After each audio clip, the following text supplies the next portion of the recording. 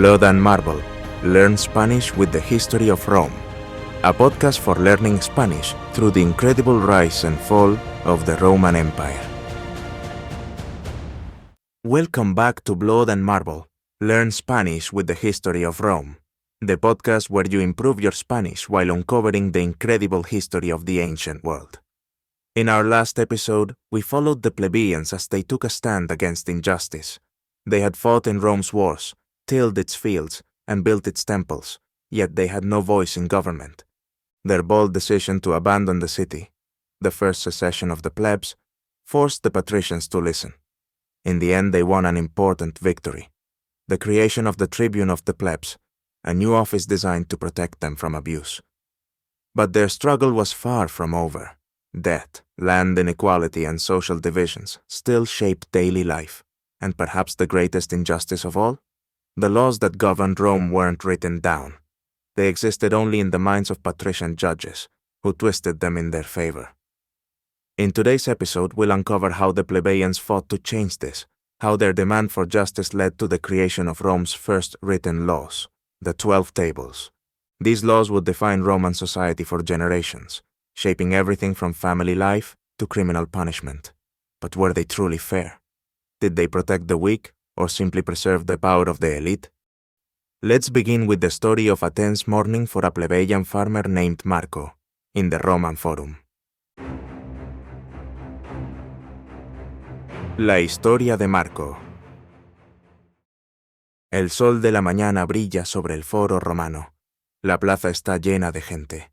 Comerciantes venden frutas y pan. Soldados caminan con sus armaduras brillantes.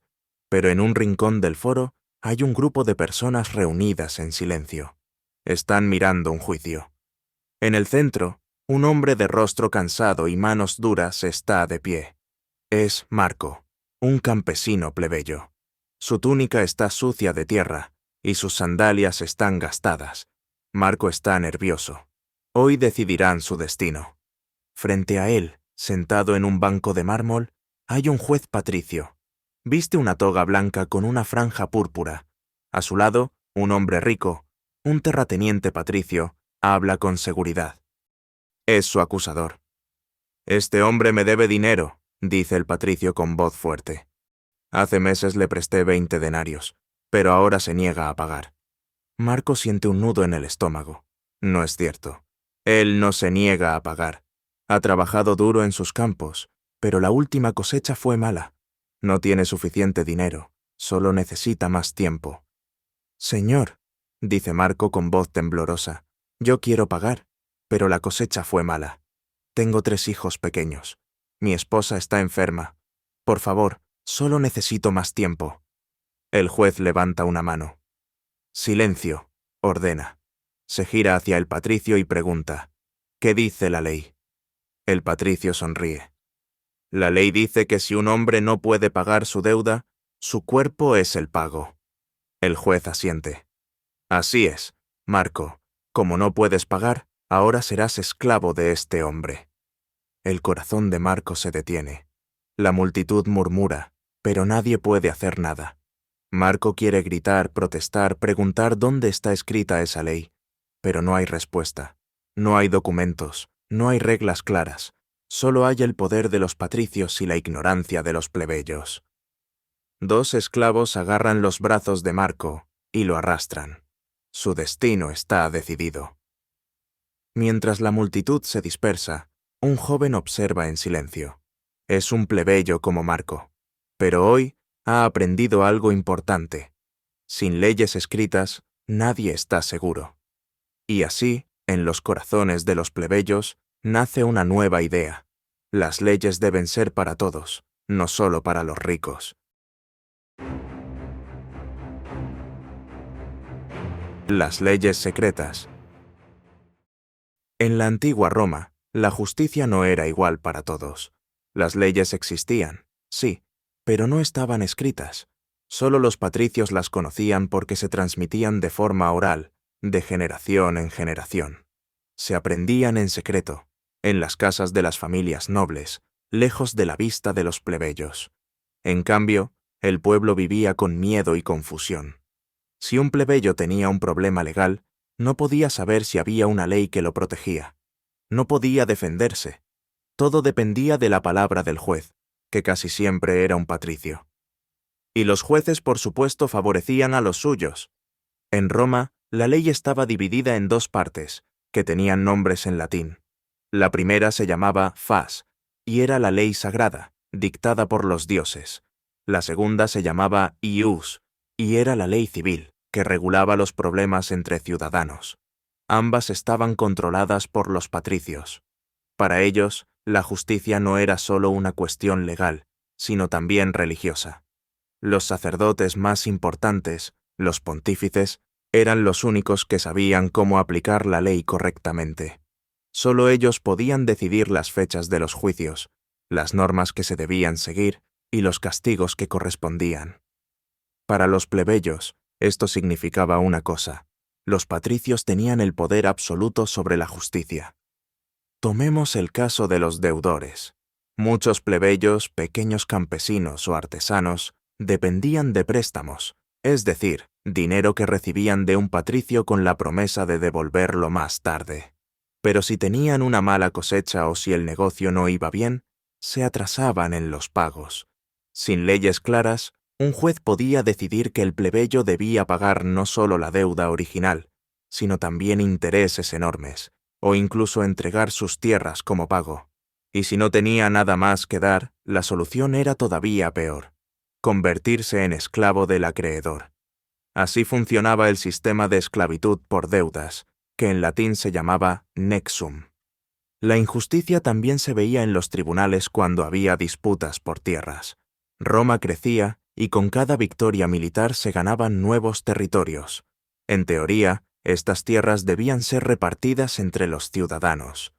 Pero cuando un plebeyo reclamaba un terreno, siempre encontraba obstáculos. ¿Dónde estaban los documentos que probaban su derecho? No existían. ¿Quién decidía a quién pertenecía la tierra? Un juez patricio, que solía dar la razón a otro patricio. Y lo mismo ocurría con los crímenes. En Roma, los castigos no eran iguales para todos. Si un patricio y un plebeyo cometían la misma falta, el resultado podía ser muy diferente. Sin reglas escritas, el juez tenía total libertad para decidir. A veces, a un patricio se le imponía una simple multa, mientras que a un plebeyo se le condenaba a un castigo mucho más severo. El problema era claro: sin leyes escritas no había justicia. Pero no todos estaban de acuerdo con este cambio. Muchos patricios decían que escribir las leyes era peligroso. Cada caso es diferente, decían. Si escribimos las leyes, los jueces no podrán decidir con flexibilidad. Otros argumentaban que los plebeyos no sabían leer ni entender las leyes, y que era mejor dejar la justicia en manos de los que tenían más educación. Para los plebeyos, estas eran solo excusas. Después de la primera secesión de la plebe, habían logrado un gran avance: la creación del tribuno de la plebe, una figura nueva en el gobierno que tenía la misión de defenderlos. Pero los tribunos solo podían protestar, bloquear leyes injustas y exigir cambios. No podían evitar que los jueces siguieran interpretando la ley a su favor. La única solución era obvia: las leyes debían ser escritas y públicas, visibles para todos, para que cada ciudadano pudiera conocerlas y defenderse con ellas. Pero los patricios no querían perder su poder. Para ellos, mantener las leyes en secreto significaba conservar el control. Durante años, el Senado rechazó la idea. Sin embargo, la presión de los plebeyos fue creciendo. En el foro, en las tabernas, en el ejército, en los mercados, en cada rincón de Roma, la gente hablaba del problema. Hasta algunos patricios empezaron a preguntarse si un sistema sin leyes escritas era realmente seguro. La ciudad estaba cambiando, y muy pronto, la lucha por un código de leyes escritas se volvería imposible de ignorar. Aprendiendo de los griegos. La presión de los plebeyos seguía creciendo. No bastaba con protestar en el foro o exigir justicia en el Senado. Esta vez, estaban decididos a obtener un cambio real. Los tribunos de la plebe organizaron reuniones, hablaron con la gente y movilizaron a toda la ciudad. En los mercados, en los campamentos militares, en las calles, se repetía la misma idea. Sin leyes escritas, la injusticia nunca terminaría. Pero convencer al Senado no sería fácil. Durante años, los patricios ignoraron las peticiones, negándose siquiera a discutir el tema. Cuando la presión se hizo imposible de ignorar, intentaron retrasar la decisión, diciendo que los plebeyos no entendían la complejidad de la ley. Argumentaban que escribir las normas pondría en peligro las tradiciones romanas. La justicia, decían, debía ser flexible, y cada caso era único. Solo los jueces patricios podían interpretarla correctamente. Había otra razón más profunda para su resistencia: el poder de los pontífices. Como guardianes de la ley y la religión, estos sacerdotes controlaban los procedimientos legales, decidían las fechas de los juicios y dictaban las fórmulas que debían usarse en los tribunales. Para los patricios, cambiar el sistema no era solo una cuestión política, sino también religiosa. Si las leyes se escribían, la autoridad sagrada de los pontífices se vería debilitada. Pero fuera de Roma, el mundo estaba cambiando. Desde el sur de Italia llegaban historias sobre las ciudades griegas. En lugares como Cumas, Tarento y Nápoles, las leyes no eran un misterio. Estaban escritas y expuestas en plazas públicas, donde cualquier ciudadano podía verlas. Comerciantes y soldados romanos que habían viajado por la región hablaban con admiración de este sistema. Lo que más llamó la atención fue la historia de Atenas. Un siglo antes, esta ciudad había enfrentado problemas similares a los de Roma: abusos de los aristócratas, deudas impagables y jueces que favorecían a los más poderosos. Para evitar una crisis, un hombre llamado Solón había reformado la justicia. Escribió un código de leyes claras y equilibradas, redujo el poder de los nobles y prohibió la esclavitud por deudas.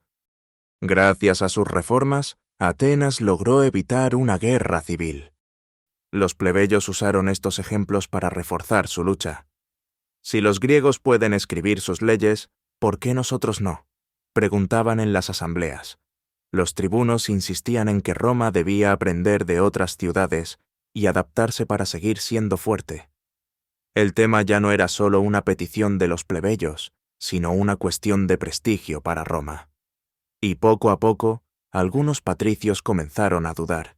Entre los senadores más jóvenes y aquellos que habían tenido contacto con el mundo griego, la idea de modernizar Roma empezó a parecer menos peligrosa. ¿Y si realmente era necesario cambiar? Finalmente, el Senado no tuvo otra opción. La presión social era insoportable, y algunos temían que los plebeyos volvieran a abandonar la ciudad, como en la primera secesión. Para calmar la situación y demostrar que estaban dispuestos a considerar la idea, tomaron una decisión: enviar una delegación a Grecia. El grupo de enviados romanos estaba compuesto por 3 patricios, hombres con experiencia en el gobierno y la justicia. Su misión era observar cómo funcionaban las leyes en las ciudades griegas y traer ideas que pudieran servir en Roma. Viajaron primero a Magna Grecia, las colonias griegas en el sur de Italia, donde estudiaron los códigos de ciudades como Cumas y Tarento. Luego cruzaron el mar hacia Grecia, donde conocieron de cerca las reformas de Solón en Atenas. Allí vieron algo completamente diferente a Roma. Las leyes no eran un secreto, ni estaban solo en la memoria de los jueces. En Atenas, las normas estaban escritas en tablillas de madera y piedra, expuestas en lugares públicos. Cualquier ciudadano podía leerlas. No dependían de la palabra de un sacerdote o de la interpretación de un juez poderoso. Las reglas eran claras para todos. Los romanos tomaron notas y discutieron entre ellos. Algunas ideas les parecieron demasiado radicales. En Atenas, la democracia estaba creciendo y los ciudadanos tenían más participación en la política. Eso no era lo que los patricios querían para Roma. Pero había algo que no podían ignorar. Un sistema con leyes escritas daba estabilidad y evitaba conflictos. Después de muchos meses de viaje, Los enviados regresaron a Roma. Llevaban consigo documentos, observaciones y sugerencias. Presentaron su informe al Senado, explicando lo que habían visto. Algunos senadores aún se oponían al cambio, pero la presión era demasiado grande. Los plebeyos seguían exigiendo justicia, y cada día el conflicto social se hacía más peligroso. Finalmente, el Senado aceptó redactar un código de leyes escritas. Se formaría una comisión especial con la tarea de crear un conjunto de normas que sirvieran tanto para patricios como para plebeyos. Por primera vez en la historia de Roma, la ley estaría escrita para que todos pudieran verla. No era una victoria completa, pero sí un avance. Las leyes escritas aún no existían, pero la promesa estaba hecha. Roma debía prepararse para su primer código de leyes. La creación de las 12 tablas. El Senado había aceptado la idea de escribir las leyes, pero todavía quedaba un problema. ¿Quién las escribiría? Para esta tarea, Roma decidió crear un grupo especial de 10 hombres, los Decemviri. Estos 10 magistrados tendrían una misión clara: redactar un código de leyes que sirviera tanto para patricios como para plebeyos. Pero había una condición importante. Mientras ellos trabajaban, el gobierno normal de Roma se suspendería. No habría cónsules, ni tribunos de la plebe. Era un momento peligroso para los plebeyos, que perderían temporalmente la protección de sus tribunos.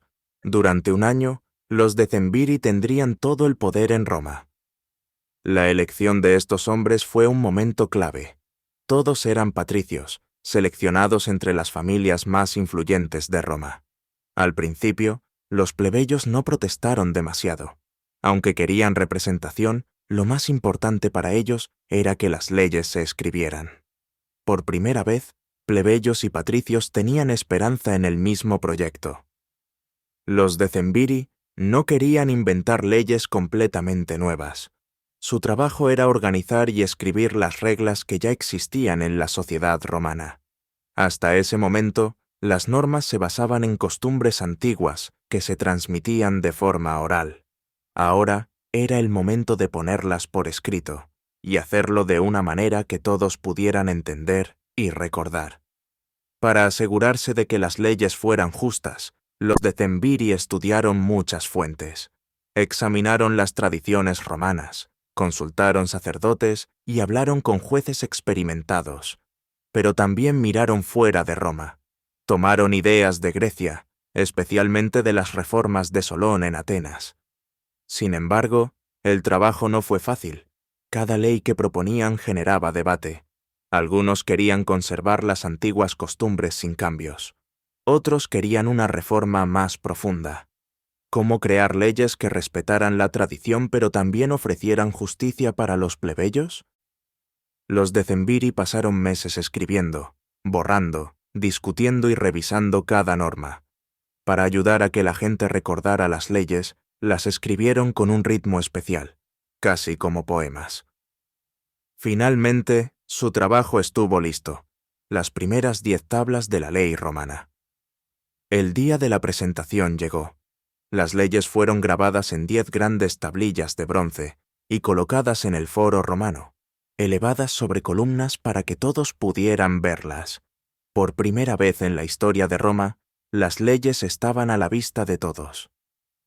Las nuevas leyes tocaban temas que afectaban la vida diaria de todos los romanos. Explicaban cómo comprar y vender propiedades de manera justa, cómo resolver problemas entre vecinos y qué derechos tenía cada familia.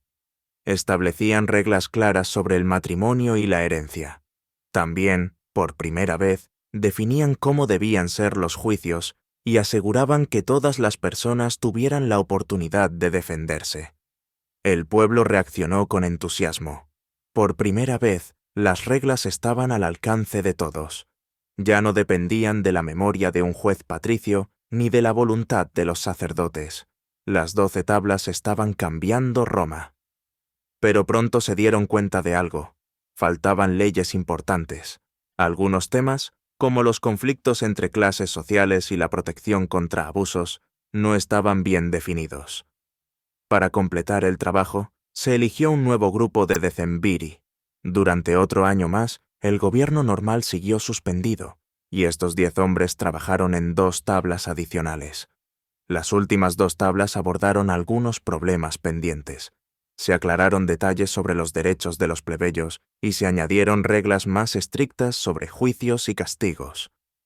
Pero también incluyeron una ley que causó mucho enojo: la prohibición del matrimonio entre patricios y plebeyos. Los plebeyos vieron esto como lo que era: un intento de los patricios por mantener su poder y riqueza dentro de sus propias familias. A pesar de estos desacuerdos, las 12 tablas fueron aceptadas oficialmente. Roma, por fin, tenía un conjunto de leyes escritas, pero la historia no terminaba aquí. Los decemviri, que en un principio habían sido elegidos solo para escribir la ley, ahora no querían dejar el poder.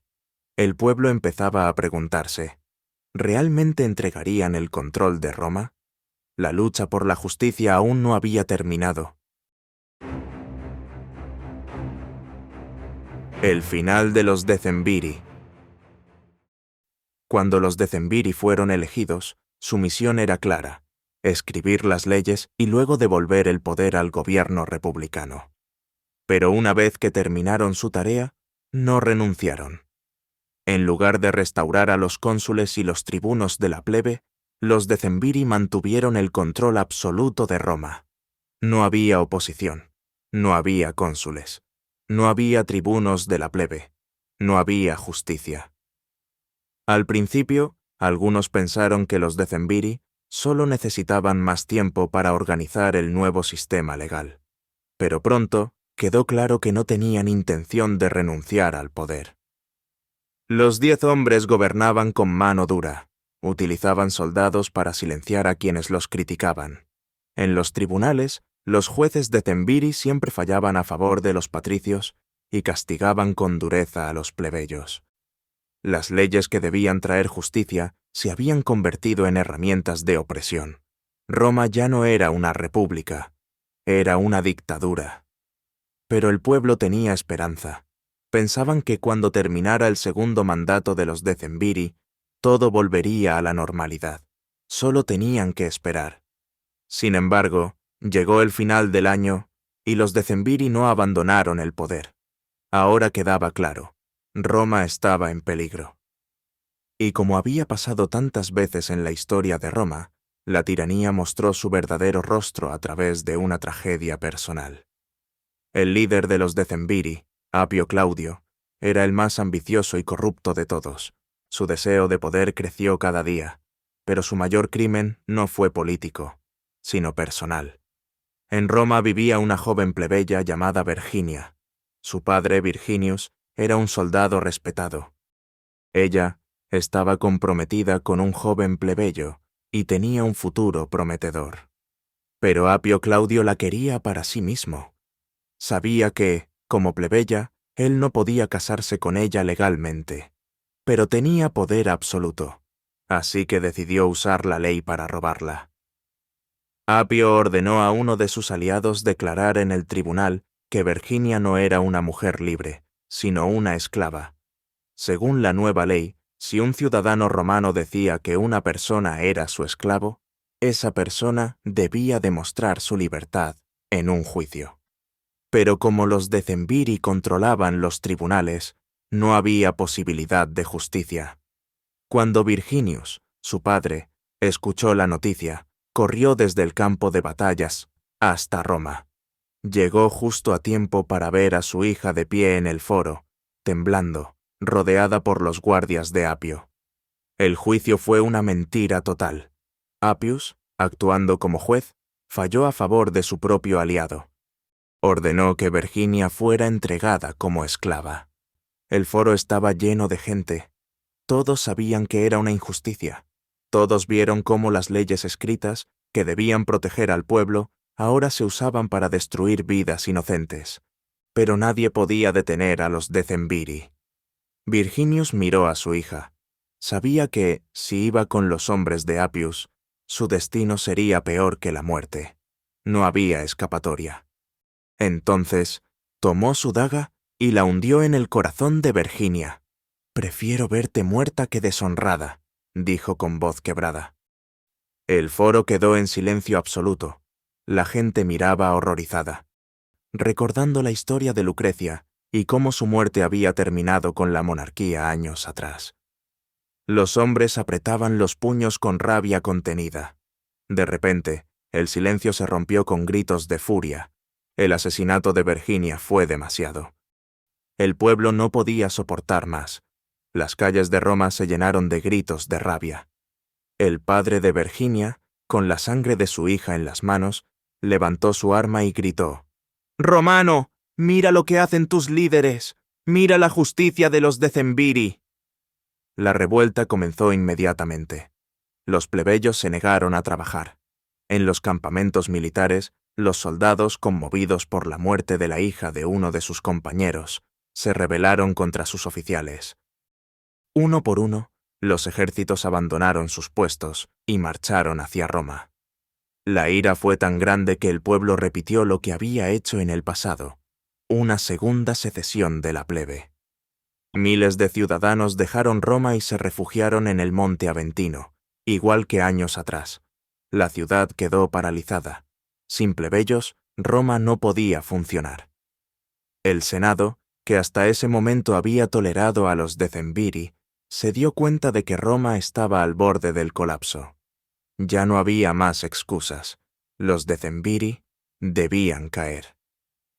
El Senado envió emisarios al Monte Aventino, pidiendo a los plebeyos que regresaran. Pero los plebeyos tenían una condición: los decemviri debían ser eliminados. No había otra opción. El Senado ordenó a los decemviri abandonar el poder de inmediato. Los 9 restantes aceptaron y desaparecieron de la historia. Pero Apio Claudio no se rindió fácilmente. Intentó resistir, intentando negociar. Pero el pueblo no quería hablar. Querían justicia. Apio fue arrestado y enviado a prisión. Algunas versiones dicen que se suicidó. Otras dicen que fue ejecutado. De cualquier forma, su muerte fue el símbolo del fin de la tiranía de los decemviri.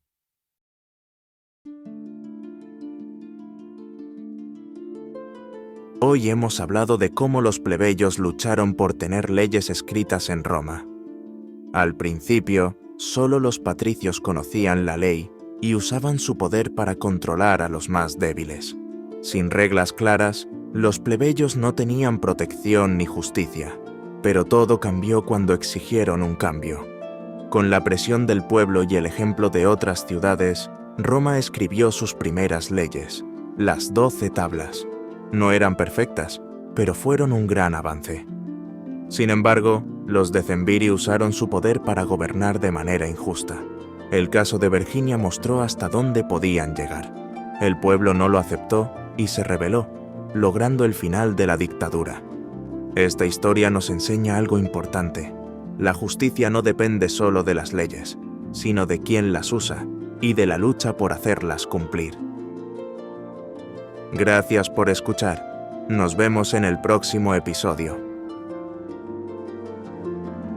You can find the transcripts for today's episode at absorbedinlanguage.com. See you next time.